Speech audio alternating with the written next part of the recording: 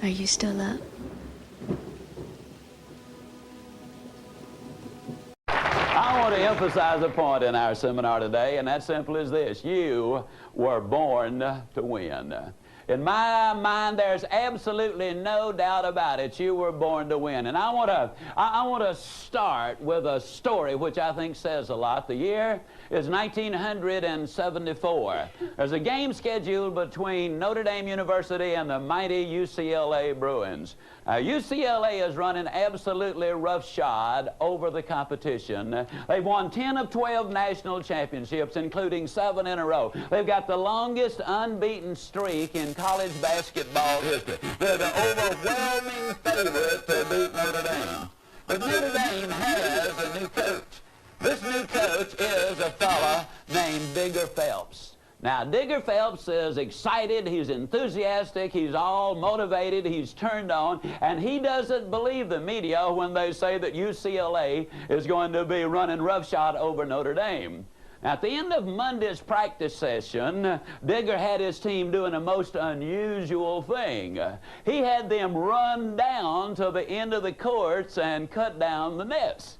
Now, folks, if you know anything at all about basketball, you know that they do not cut down the nets after the end of a practice session. They cut down the nets after they've beaten the bad guys across town, after they won the district or national championship, but not after a practice session. On Tuesday, Digger Phelps had his team go down to the end of the courts and cut down the nets again. By Wednesday, his guys were convinced that Digger was going to make them the best net cutter downers in all of college basketball. So by Thursday, they were highly motivated about cutting down those nets. I mean, they got good at it. And by Friday, listen, after Friday's session, they were motivated out of their gourd. So much so, as a matter of fact, they did it so good that it was almost anticlimactic when on Saturday, now I did say almost, when on Saturday, after pulling maybe the biggest upset in basketball history, Notre Dame beat mighty UCLA. They had won that game.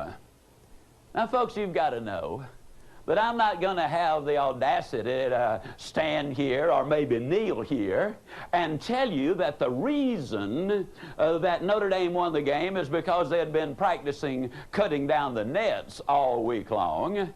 But I will say this to you without any fear of error. That simply is this: you were born to win. But in order to be the winner you were born to be, you must plan to win, you've got to prepare to win, and you must expect to win. And if you don't plan to win, and if you don't prepare to win, then you have no legitimate reason for expecting to win. Whether you live in Salt Lake City, Portland, or Kansas City, you got to have a plan. Now, I want to emphasize something. Digger Phelps and his coaches put together a magnificent game plan. They worked hard all week long preparing for the game on Saturday. And then on Saturday, because they had planned to win and because they had prepared to win, they legitimately expected to win, and that is exactly what happened. That's what today is about. That's what this seminar is about. Planning to win and preparing to win and building within you that legitimate expectancy based on realistic observations, facts, and procedures, that if you'll take the first 2 steps, you have every right to expect to win and become the winner you were born to be. I want to establish something here that's very important. Matter of fact, we'll build this seminar around 3 basic premises, and that simply is that you are what you are and where you are because of what's gone into your mind. Now, you can change what you are. You can change where you are by changing what goes into your mind. I want to emphasize that because that is an extraordinarily important part of what we go through. Now, I want to also tie to that the fact that life is a long series of choices. And if we make enough of the right choices, we will end up with the right results. For example, for 24 years of my adult life, by choice, I weighed well over 200 pounds. Now, the reason I say by choice is simply because I have never accidentally eaten anything. I mean, it's always been by choice. And if I choose to eat too much today, then I have chosen to weigh too much tomorrow. If I choose to get drunk tonight, then I have chosen to feel miserable tomorrow. Every choice has an end result. Now, you see, we can choose what we put into our mind. And when we choose the right thing to put in our mind, we have chosen the right thinking. We then have chosen the right actions, and the right action produces winners, ladies and gentlemen. Let me share something with you to emphasize the importance of input and expectancy in your mind. We teach a seminar in Dallas. It's called Literally Born to Win. People come from all over the world to attend. We had a young man there a couple of years ago named Samuel Akwasi Sarpong. Now, he's from the Ashanti tribe in the nation of Ghana. In his land, they name the babies, the children, based on the day of the week on which they're born. The fact that his name was Akwasi, now they have a couple of other names too. The fact that his name was Akwasi indicates that he was born on Sunday. Now, that simply in his language means godly, gentle, kind, and peace-loving. By coincidence, this young man was a Christian minister. Those who are born on Wednesday are named Kwaku. Now, Kwaku means mean, violent, aggressive, quick-tempered. By the strangest of coincidences, over 50% of all of the crime committed in the nation of Ghana is committed by those who are born on Wednesday. Sociologists say the only explanation they have is the fact that an expectancy is set up in the minds of the parents. Can't you just visualize the scene? Mom and Dad get the good news. They're going to have a baby. Can't you hear them just talking? Well, boy, I'm sure glad we're going to have us a baby, but boy, I hope that kid doesn't get here on Wednesday. And then can't you imagine little Kwaku shows up, and the first time he drops the ball, can't you just hear old Dad saying, well, what do you expect? That kid was born on Wednesday. Expectancy, which is set up in the mind, is so critically important. Now, we all might laugh and say, yeah, but Zig, that was in the Ashanti tribe in Africa, thousands of miles away. Let me tell you something interesting about America. Did you know? According to Wendell Johnson in his book, People in Quandaries, that in America there's not a single full-blooded Indian on a reservation who stutters. That's right. Now, here's another interesting little thing. In the Indian languages and dialects, there is not a word, nor is there a substitute word for stutter. And if there's not a word for stutter, how you gonna stutter? You kind of snicker a little bit and you say, well, that's kind of cute, Ziglar, but what's that dude trying to tell me? Here's what I'm trying to tell you. Words paint pictures. Then the mind goes to work to complete the picture. Now, that's the reason the words you use, the language you use are so important, because of those pictures. For example, think of the picture that's painted in the mind of a child when the parent calls him stupid. Do you really think that makes them any smarter? Or does it have exactly the opposite effect? You're absolutely right. Bill Glass, good friend of mine.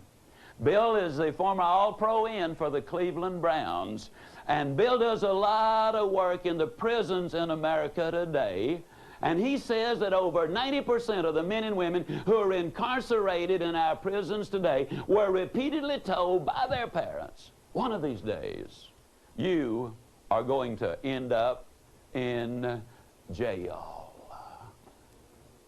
Well, ladies and gentlemen, thousands of years ago, the Bible said, as ye sow, so also shall you reap. Then the computer people came along in modern times and made it 100% negative. Garbage in, garbage out. Well, our seminar is a positive one, and so what I want to say to you is the same truth, and that is if you put the good stuff in, you're going to get the good stuff out. To me, that's exciting. You are what you are and where you are because of what's gone into your mind. You can change what you are. You can change where you are by changing what goes into your mind. I will say some things a number of times today because repetition is the mother of learning and it is the father of action, making it the architect of accomplishment. I just love what Dr. Tony Campola of Eastern College in Pennsylvania says. Dr. Campola says, and I'm absolutely in agreement with him, Dr. Campola says over and over that your past is important because it has brought you to where you are. But as important as your past is, as it relates to your present, it is not nearly as important as the way you see your future. You see, ladies and gentlemen, the way you see your future determines your thinking today. Your thinking today determines your performance today, and your performance today determines your future. But hey, did you hear what else Dr. Campola said? Dr. Campola said, look, I understand about your past. I understand that you've had a bankruptcy. I understand that you've had a failed marriage. I understand that you've been chemically dependent. I understand that you were abused as a child. I understand all of those things. But let me say it over and over and over. That is in the past. And I want to say this a number of times. Failure is an event. It is not a person. Think of all of the times that Babe Ruth struck out. Think of all the incomplete passes that Roger Staubach threw. Think of all the sales that a super salesperson has missed, whether they live here in Salt Lake or Portland or Kansas City or Yazoo City. We've missed a lot of sales. So what? Failure is an event. It is not a person. In my own life, I was stone broke at age 45. My dad died when I was 5 years old. It was the heart of the Depression. I'd worked hard all of my life. I had been selling on the street since I was 8 years old. I was milking cows by the time I was 8 years old. We survived only because we had a mother with an enormous amount of faith and the capacity for a lot of hard work, an enormous amount of wisdom. I was milking those cows at age 8, and I know we got some city slickers watching this, so let me tell you something about cows. They don't give milk. I mean, you got to fight for every drop. Now, I don't know what you can do with that information, but that's not my responsibility. My responsibility is to give you information, then you use it as you see fit. Let me tell you what my good friend John Maxwell from San Diego, California says. John Maxwell says, and again I believe he's right, that if there is hope in the future, there is power in the present. Everything I do as an individual and everything we do as a company is to give you hope in that future. But at the same time, I've got to be absolutely candid with you and say to you that if you expect to win, you've got to understand the second principle that I will be espousing repeatedly today. And that, ladies and gentlemen, is that life is tough. I don't know what your experience with it has been. I don't know what you've discovered as you've gone about in the game of life. But I want you to clearly understand that life is tough. I want you to hear it over and over that whether you're a student in school, a salesperson, a household executive, whether you're in the military, the government, or whatever you do, life is tough. But even more significantly, I want you to clearly understand that when you're tough on yourself, life is going to be infinitely easier on you. I just want you to understand that you got to be before you can do, and you got to do before you can have. Now, the reason I emphasize that is this. The average 20-year-old American has witnessed 1 million television commercials. That's 50,000 a year. That's 1,000 a week. And those commercials, primarily 30 to 60-second ones, repeatedly say, you know, everything has a 30-second or a 60-second solution, but that's not what life is all about. The songs of today frequently sing, I want to be free. But folks, let me tell you something. You take the train off the tracks, it's absolutely free, but it cannot go anywhere. You take the steering wheel out of the automobile, it's under the direction and control of no one, but it can't go anywhere. Unless we take control, unless we set the direction in our life, then, ladies and gentlemen, if we do go anywhere, it's under the direction of someone else. This seminar primarily is going to share with you some thoughts as to how you can move to the top. But you got to understand, again, you got to be before you can do, and you got to do before you can have. Life is tough, but I'll say it again, when you're tough on yourself, life is going to be infinitely easier on you. A lot of people are startled when I give them this next little bit of data. 175, according to USA Today, of the CEOs of the Fortune 500 companies were former United States Marines. 6 of the last 7 presidents of the United States served in the Navy. 26 of the presidents of the United States served in the military. Now, I want you to think with me for a moment. What is it that they teach in the military? Isn't it discipline, ladies and gentlemen? Don't they also teach responsibility? Don't they also teach leadership? See, a lot of people have seen some of those Paris Island boot camp scenes with a brutal drill sergeant, and they've gotten some incredibly erroneous ideas. But I can tell you, because of the things we do with the military, that is absolutely incorrect. In the military, they change their stations at least every 3 years. Now, in wartime, they change them far more often than that. As a matter of fact, sometimes almost immediately. And in the military, what that commander has to do, he has to integrate those people into the flow of the current base or operation. He has to inspire, instruct, train, and you name it. In order for that military commander to move up, he's got to have the ability to teach, train, develop, inspire, enthuse people under him. Now think about it. That's exactly what you've got to do in your life, almost regardless of what your job is. You got to be before you can do. You got to do before you can have. Now, folks, if you haven't figured me out yet, let me go ahead and fess up. I speak and write at the 7th grade, 3rd month level. Now, the reason I do that is by accident a few years ago, I discovered that if you kept it at that level, that even the college professors would be able to follow right along with you and understand what you are saying. And I just happen to believe they are people too.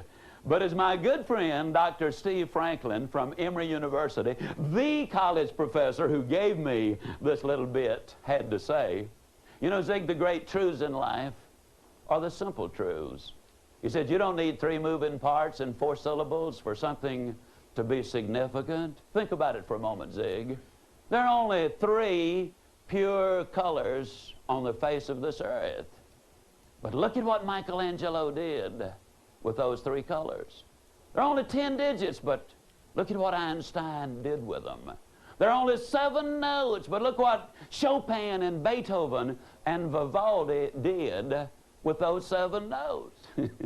Look at what Elvis did with 2.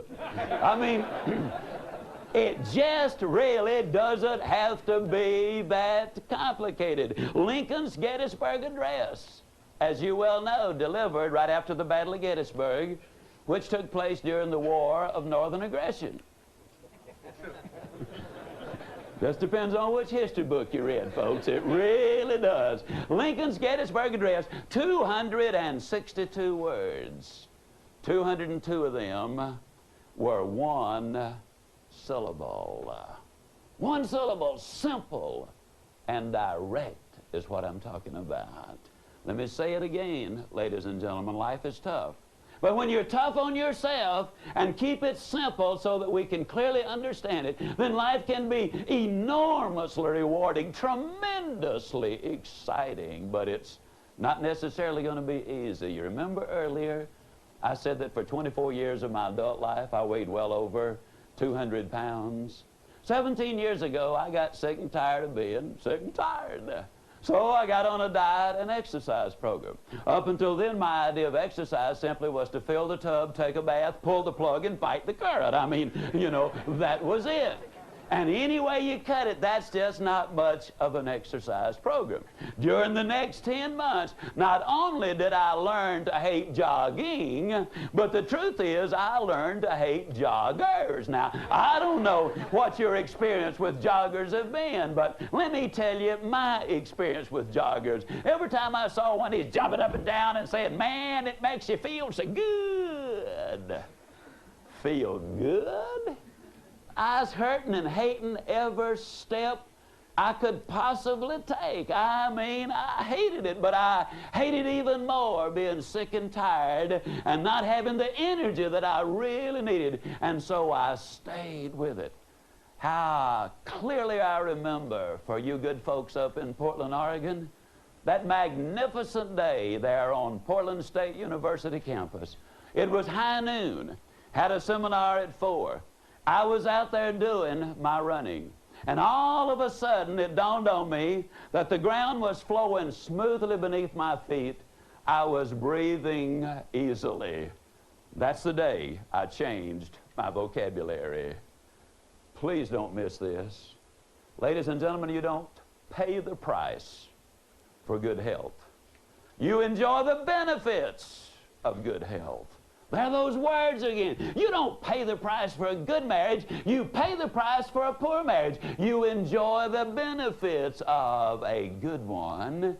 You don't pay the price for success. You pay the price for failure. You enjoy the benefits of success. 10 months I hurt. What's the bottom line? The bottom line is, on November the 30th, 1988, I went back to the Cooper Clinic in Dallas, Texas for my physical. While there, I stayed on the treadmill longer than any active player in the National Football League who has taken the test. And many, many, many of them have. I'm 63 years old. I have a resting heart rate of 49. I can outrun 98% of the college kids in America on a 5-mile run. I can do things I never could have dreamed of doing when I was 25 years old. I hurt for 10 months. I've had a ball for the last 17 years. I love to run. I've run with the temperature as much as 40 degrees below zero and the wind just blowing like crazy. Now you understand that is what was happening outside. I mean, surely you don't think for one moment I was out there in that stuff, do you? Don't want to mislead you. Now, what I was doing, I was running inside in a ballroom or up and down a hotel corridor. I was running, though, and that's the point. I finished that little dissertation, and Dr. Cooper's a good friend of mine today, and he kind of grins, you know, and he said, "Yeah, Zig, that's pretty good." But he said, "Let me tell you about this 65-year-old lady who lives here in Dallas. Be glad to introduce you to her, Ziglar. She started jogging when she was 59 years old. She just finished her 10th marathon. 2 of them were 50 miles long. I picked myself up off the deck, and he said, "Oh, yeah, Zig, there's this little 14-year-old girl. She lives right here in Dallas, Zig. She stayed on the treadmill so much longer than you did, I'm not even going to tell you what it was. It would embarrass you if I did." Now, what's the point I'm making? It's a very important, very critical, very simple point. I am not bragging on Zig. I'm not bragging on the 65-year-old lady or the 14-year-old girl. What I am saying is that inside of you, physically and mentally and spiritually, there is an incredible potential just screaming to get out. So important that we understand that. Important that we understand, though, that it's not easy, but that if you discipline yourself to do the things you need to do, when you need to do them, the day's going to come when you can do the things you want to do, when you want to do them. As you'll notice, as we share in this seminar, I'll be talking about your personal life and your family life and your business life. And the reason I talk about all three is because they're interwoven. You cannot separate them. A lot of times people say, well, Zig, I don't ever take my problems down to work. And ladies and gentlemen, that simply is not true. You might not talk about your problems at work, but believe me, you take those problems to work with you. And they dramatically affect your output, your productivity. The January the 8th, 1990 edition of USA Today points out that managers of small businesses, when surveyed, felt that if there is marital trouble at home, 42% of those managers felt that had a dramatically negative impact on productivity. Only 27% thought that alcohol did, and 22% thought that drugs did. The relationship at home is important. You bet we will be dealing with all issues because success is all-encompassing. Third philosophy that we'll be sharing with you is the basic fact that you can have everything in life you want if you will just help enough other people get what they want. Now, I want to emphasize something. I want to emphasize that what I just said is a philosophy. It is not a tactic. If you think for one moment you can do something for someone, something nice for someone, and then later they're going to do something nice for you, that is manipulative, and that absolutely will not work. Now the question is, what is it that people want in life? What is total success? Well, I have an absolute conviction that all of us want exactly the same things, and there basically are 7 of those things. I believe everybody wants to be happy. Thus far, I've never met a living, breathing human being who said, no, I want to be miserable. Everybody wants to be happy. Everybody wants to be healthy. Everybody wants to be at least reasonably prosperous. Now, I have a sneaking suspicion that a lot of you folks who are hearing me today would like to be unreasonably prosperous. I get so amused at people who say, well, I'm not really interested in money. I think anybody that would say a thing like that would lie about other things too. I really do. And don't misunderstand, money is not everything. I mean, there's stocks and bonds and real estate, you know, and what have you. Sometimes I have some of my, quote, religious friends say to me, well, Ziglar, you're not supposed to be talking about money. Well, let me tell you something, folks. I've had money, and I haven't had money. It's better to have it. I can just tell you, it's better to have it. And let me remind you that the Good Samaritan never could have put that old boy up at the inn after he had been mugged if he hadn't gotten out there and earned himself some money before he could do it, okay? Everybody wants to be secure. Everybody wants to have friends. Everybody wants to have peace of mind. And everybody wants to have good family relationships. Now, what I'd like to do is I would like to just go back and touch on one of those, and that is everybody wants to be happy. Today, a lot of people confuse happiness and pleasure.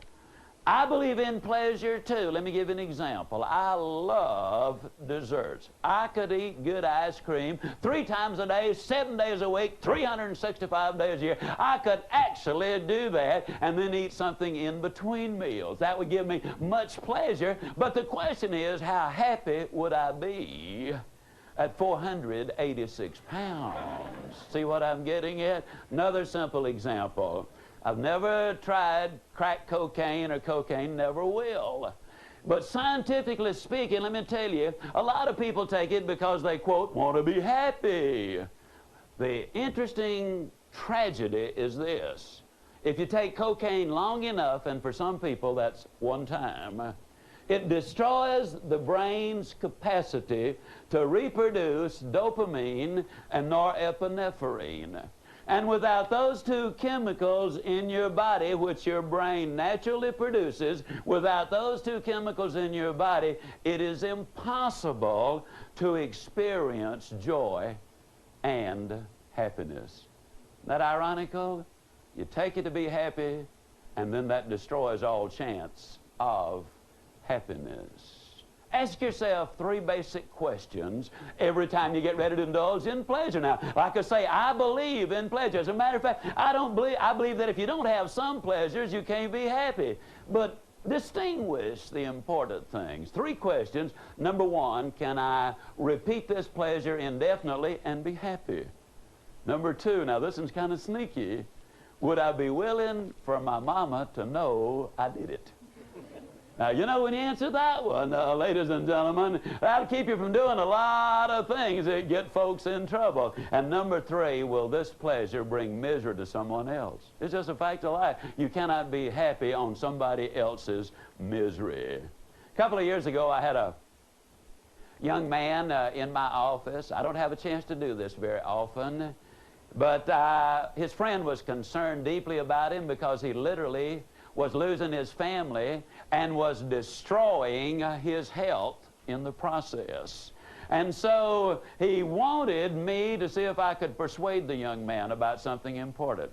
So I talked to the young man, and in our conversation, he verified the fact that these are the things that he wanted. Wanted to be happy, wanted to be healthy, wanted to be at least reasonably prosperous and secure and have friends and peace of mind and a good family relationship. I said, in other words, if you had all of those, you would consider yourself to be successful. He said, yes. Well, I knew that he had been modeling his life after a friend of his who was his boss, who had been enormously successful in his business. And so I asked him why he modeled his life after this young man. Incidentally, the guy in my office was 22. His hero was 27. I asked why he admired him so much. He said, well, he's just so successful. So after we defined success, then I asked him the question. I said, tell me, how happy is your friend? And he looked at me and he said, well, I can't say for sure. I can tell you he has ulcers. Well, I said, you know, you get ulcers not because of what you eat, but because of what's eating you. So that would indicate that he is really not very happy, wouldn't he? He said, yeah, it sure would. I said, well, let's go ahead and give him a failing grade on happiness. Now, since his health is being destroyed there with those ulcers, I said, that indicates he's not very healthy, doesn't he? He said, yeah. I said, well, that also tells us that he really doesn't have peace of mind, doesn't it? He said, yeah. I said, well, let's give him a failing grade on that. Then I pointed out to the young man, I asked him one question, we get 3 failing grades because of it. I said, tell me about his prosperity. And he said, well, he's doing extremely well. I said, okay, let's give him on that one a plus mark. He said, okay. I said, tell me about his security. How financially secure is he? And he said, well, far as I know, he's very secure. And I said, well, interestingly enough, we just had 2 billionaire brothers here in Dallas to declare for bankruptcy. Does he compare to them? He said, no way. I said, we had another man worth $500 million. He just declared for bankruptcy. Does he compare that? He said, oh, no. I said, okay, we had another one worth $100 million. And these literally all came right together. I said, how does he compare with that? And he said, well, he doesn't compare with that very favorably. I said, in other words, we would have to put a question mark after whether or not he was secure. And he said, yeah, we would. I said, tell me about his friends. And he said, well, he doesn't have any. Except me, and I'm not really his friend. I just happen to admire him. I said, okay, we're going to give him a failing grade on that one then. Then tell me about his family. And he said, well, his wife's divorcing him. Well, I said, we got to give him a failing grade on that one then, don't we? He said, yeah, we do. And I said, well, let me ask you a question. Of the 7 things you want in life, your hero flunked out on 5 of them and's got a question mark after another. And I ask him this question, and I want to ask every person who ever will see this, whether it's today or 10 years from today, I want to ask you the same question. Would you swap places with this guy? You see, ladies and gentlemen, you don't have to swap places with him. Did a study, the May 1989 issue of Psychology Today did a study, or reported on a study, of 1,139 CEOs of the Fortune 2000 companies. Average income, $356,000. 90% of them exercise regularly. Most of them can tell you their cholesterol level. Less than 10% of them smoke, and their number one priority is their family. Now, what am I saying? I'm saying that when you go for standard of living first, that doesn't necessarily mean your quality of life is going to improve. But I can tell you, based on my own life and based on the lives of literally thousands of other people whom I've read and studied, if you go for quality of life first, standard of living is invariably going to go up. In this segment, Zig shared that you are born to win, but to be the winner you were born to be, you must plan to win, prepare to win, and expect to win. Zig also shared that as important as the past is in our present performance, it is not nearly as important to our present performance as the way we see our future. One of Zig's special tips is you can have everything in life you want if you will just help enough other people get what they want.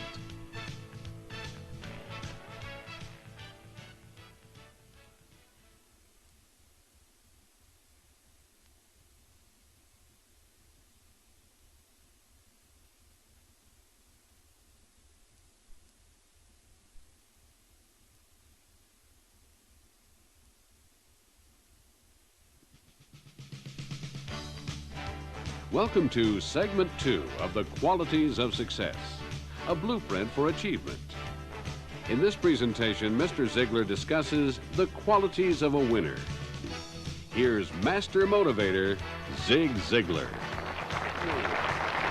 And those of you who have something to do with employment in your company, would you hold up your hands, please? Just stick up your hand. If you're an employer, make decisions along those lines, okay? Now, those of you who have to answer to the employer, would you hold up your hands, please? Okay, here's what I want to do.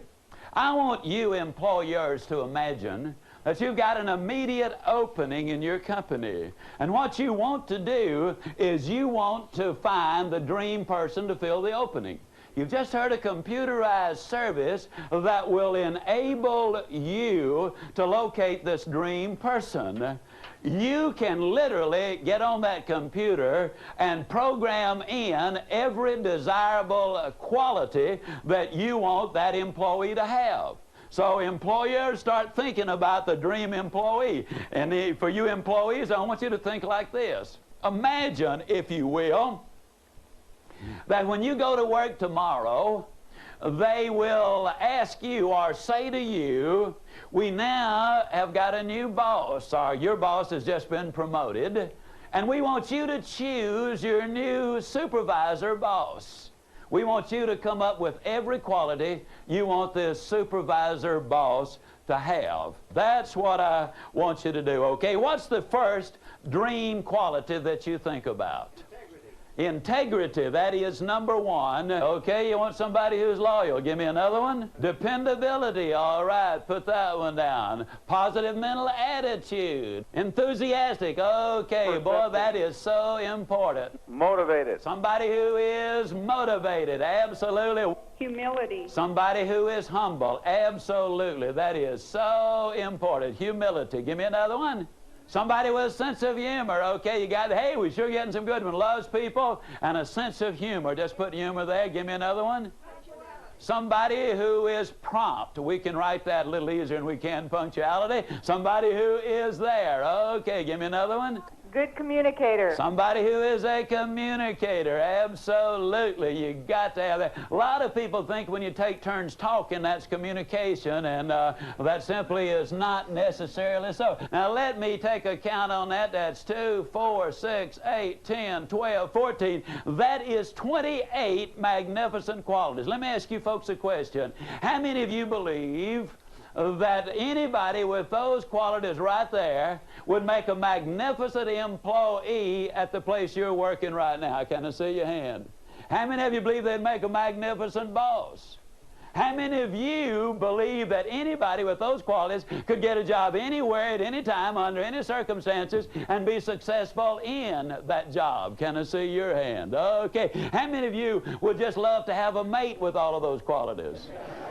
How many of you would love to have kids with all of those qualities? All right. How many of you would love to have all of those qualities? All right. How many of you believe that if you had all of those qualities, you could take the job you've got right now doing exactly what you're doing and move right up to the top in that job? Can I see your hand? If you had all of those qualities right there. How many of you believe that if you had all of those qualities, that you could get all of those things that we want? Happy, healthy, prosperous, you know, the whole bit. How many of you believe you could get all of those things if you had all of those qualities? Okay. Now, here's the question. What are those qualities? That's the question. Are they attitudes or are they skills? I want us to go back down the list, and I'm going to call out the quality, and I want you to simply say attitude or skill. Now, some of them might be both, so if they are, don't let one person snooker you out of it. You still say what you think it is. Starting at the top, integrity. Is that an attitude or a skill? Attitude. Okay. Now, integrity is an attitude. Dependable. Come on, need to hear from you. Attitude, honesty, enthusiastic, judgment. Some say attitude, some say skill. How many of you think it might be a gift? Okay. We'll just give that one all three of them. We'll give that one the gas, okay? Motivated, is that attitude or skill? Attitude. And compassionate. Humility, sincere, competent, skill, all right? Sense of humor, somebody who's creative, and attitude. How many of you think it might be a gift too? Well, we'll just give that one the gas too. Somebody who's open-minded, attitude or skill? Attitude. Ethical. Somebody who is loyal. Positive mental attitude. Attitude. Okay. Hey, somebody who's fair. Somebody has said attitude, some said skill. We'll put them both. Somebody who's interested. Attitude. And hardworking. Some say attitude, some say skill. Somebody who's self-directed. And some say skill, some say attitude. We'll put them both. Somebody who's a goal setter. Skill, okay. Somebody who's admirable. Come on, need to hear from you. Attitude. Somebody with a good self-image. Somebody who loves people. Somebody who's prompt. Somebody said skill. They live across the street and we're running late. Okay, that's the only way it happens. Somebody who's a good communicator. Somebody who is caring. Attitude. And somebody who is long-suffering. Somebody said give, some said attitude, and some said skill.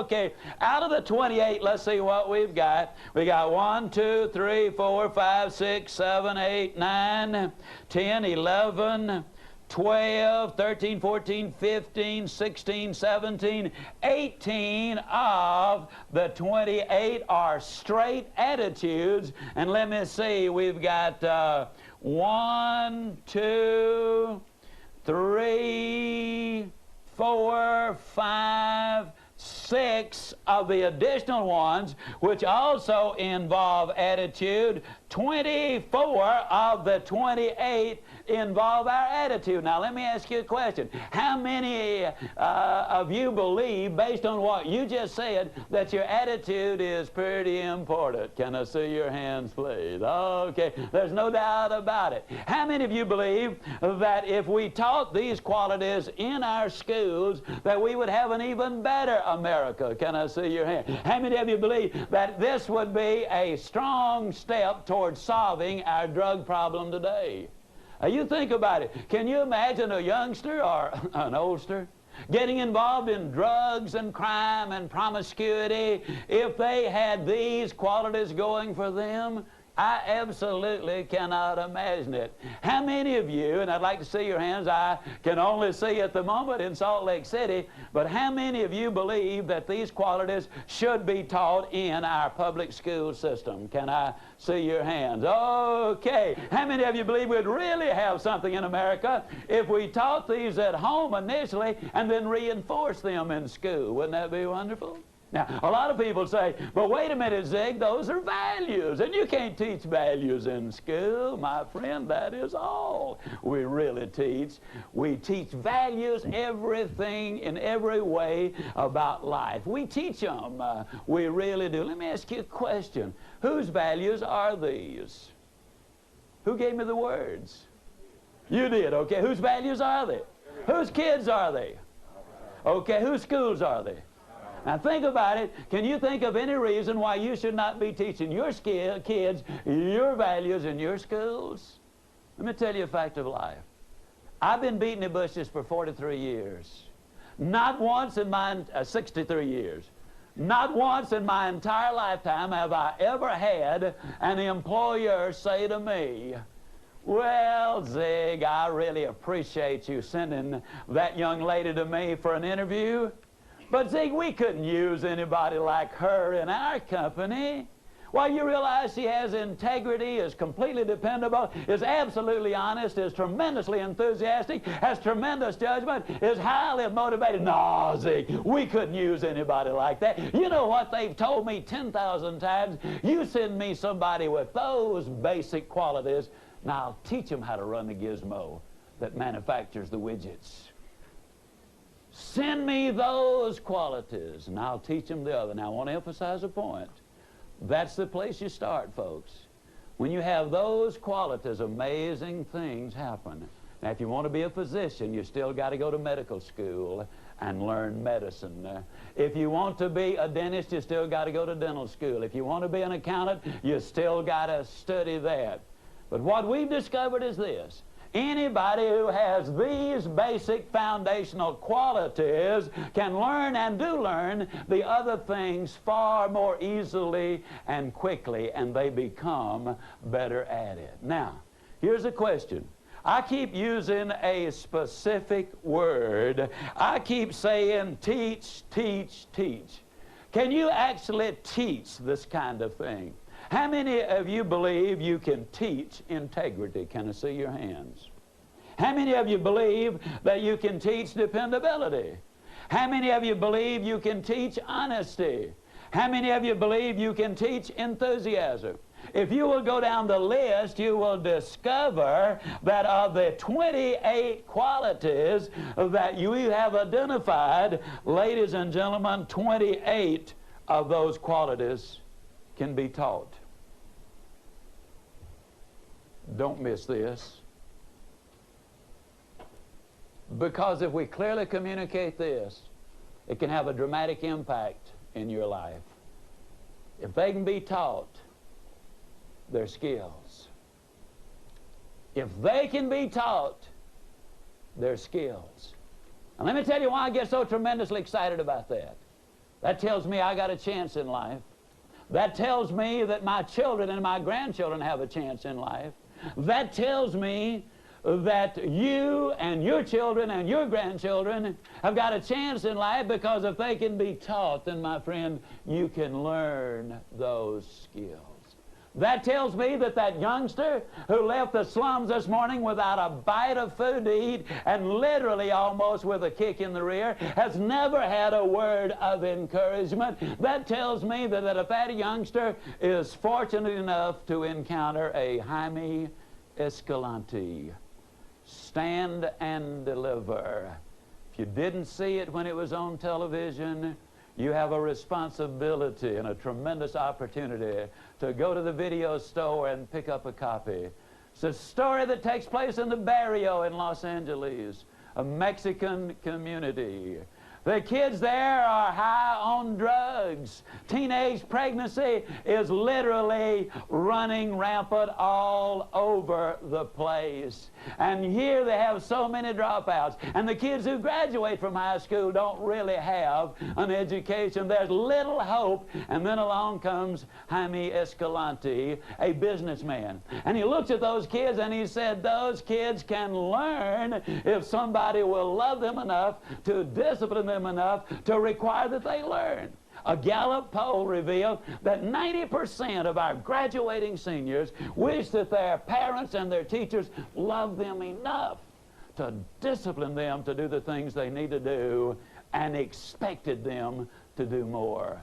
Jaime Escalante knew he could teach those kids, and he knew those kids could learn. He introduced a foreign subject to their thinking. It was advanced calculus. Man, they couldn't multiply 40 times 40 in a lot of cases. And here comes a guy coming in, advanced calculus. The school board and others fought him. He persisted. Bottom line is this. 18 of his kids, second year he was there, 18 of those kids won college scholarships by passing an exam in advanced calculus that is so difficult that less than 2% of the high school seniors in America will even take the test. And 7 years later, 85% of those kids are professionals. Let me say it again. Failure is an event. It is not a person. You are what you are and where you are because of what's gone into your mind. You can change what you are. You can change where you are by changing what goes into your mind. I want to say also, as strongly as I possibly can, that you, yes you, and this is the thing, ladies and gentlemen, that gets me so excited about what I do. Earlier you have said that anybody with those qualities could be enormously successful. You've said anybody with those qualities could take the job you've got and go right to the top. I'm going to tell you without any fear of error. I can look you straight in the eye, and yes, I do mean you, and I do mean I'm looking you right in the eye, and I can tell you that you already have every single quality that you have identified right there. Every one of them. Are you going to sit there and tell me, no you don't, you have no integrity, nobody can count on you? As far as being honest, forget it. Well, I'm so crooked that when I die, they're going to have to screw me in the ground? Are you going to sit there and say, hard work, man, I'm so lazy I wouldn't hit a lick at a snake? You have got, my friend, some of every one of these qualities. Now, you are pitifully, woefully short in many of them, as are all of us. But let me say it again. You're what you are and where you are because of what's gone into your mind. You can change what you are. You can change where you are by changing what goes into your mind. You might have a little argument there and say, but Zig, me? Man, if I had all of those qualities, I would be doing so many things. I wouldn't be sitting here listening to you. I'd already have it made, man. Not necessarily. Year's 1901. It's down in Beaumont, Texas. A man has having to sell part of his property to feed his family. There's a depression on. There is a drought on. An oil company came to him one day and said, sir, we believe there might be oil on your property. Let us drill for it. And if we discover any oil, we will pay you royalties on every single barrel that is pumped out. Well, the man had absolutely nothing to lose. He had a tremendous amount to gain. So he said, let's do it. Well, in those days, the derricks were made out of wood. And when they brought in a gusher, it literally destroyed the derrick. And the greater the destruction, the greater the excitement, because that indicated an enormous amount of oil underneath. When this oil well came in, it came in with such force that it literally destroyed the derrick, blew it into 1,000 pieces, and for the next 11 days, in excess of 100,000 barrels of oil per day were pumped out of that oil well. Most productive oil well in history. That was Spindletop. The man became an instant multi-millionaire. Or did he? You see, the reality is this. He had been a multi-millionaire ever since he had acquired the property. But until they discovered the oil and brought it to the surface and took it to the marketplace and cashed it in, it literally had no value. My friend, please hear this. You see, the reality is you have some of all of these qualities. I can say that again without any fear of error. But I also will say this to you, that until and unless you recognize and accept that fact, then there's not going to be the use of those qualities that will enable you to be the complete success you are capable of being. There's a beautiful lady. She lives in Dallas, Texas. She has an IQ of 141. When she was a teenager, she was literally a traffic stopper. She'll still slow traffic down, incidentally, quite a bit. She's an outstanding conversationalist. She can talk with you in great depth about a dozen different subjects. But until a few years ago, had you asked her to describe herself to you, she would have said, "I am fat, dumb, and ugly." Ladies and gentlemen, we got to be honest, and one of the things that is so exciting is that before this seminar is over, I'll be sharing with you specifically how you can begin to develop the qualities you've already got, because it would be a tragedy beyond belief to have the very foundation that would enable you to be enormously successful and never literally use what you have got. You see, if you had $1 million in your checking account, you would never write a check on it if you did not know it was there. But the moment you discovered its presence, then at that precise moment there would be a boom in the local economy. I want to add in one other thing at this point, because I want to emphasize that I think it is so important. I'll tell you again, folks, life is tough. But when you're tough on yourself, life is going to be infinitely easier on you. Several years ago, I was speaking down in San Antonio. During one of the breaks, a lady came up to me. She had a question. She wanted to ask it. But she didn't want to look me in the eye in order to ask the question. So she lowered her head, looking at the floor, and she said, "Mr. Ziglar," she said, "you kind of make a nice little old fee when you make them little old speeches you make. Now, don't you?" Then she looked up, grinning so wide she could have eaten a banana sideways. I mean, she was grinning.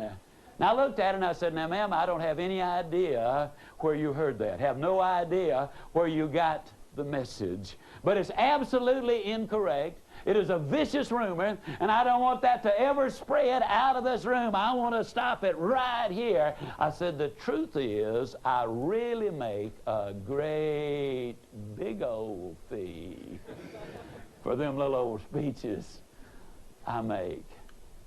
But you know what I didn't tell her, folks? I didn't tell her the number of times that I've spoken to the Lions and the JCs and the Rotaries for no fee. I didn't tell her the number of times I've gotten up early enough to go down and speak to the men who delivered the bread and cakes and pies to the restaurants and to the stores and to the outlets that are retailing those products 3-4 hours before you even turned over. I didn't tell the number of times I've been into schools and prisons and halfway houses and drug rehab centers, the number of times I have spoken to vacuum cleaner and cookware and real estate and life insurance companies, the number of times I've driven 50 miles, 100 miles, 200 miles on 3 different occasions to speak to a dozen people free, and then have to drive back that night, my expense, because I did not have enough money to pay the motel bill. But I did those things because I honestly believed I had something to say. I did those things because I knew in my own heart and mind that if I were ever going to be paid for saying what I had to say, that I not only had to say something that had value, but I had to say it in a way that they would be able to accept the message.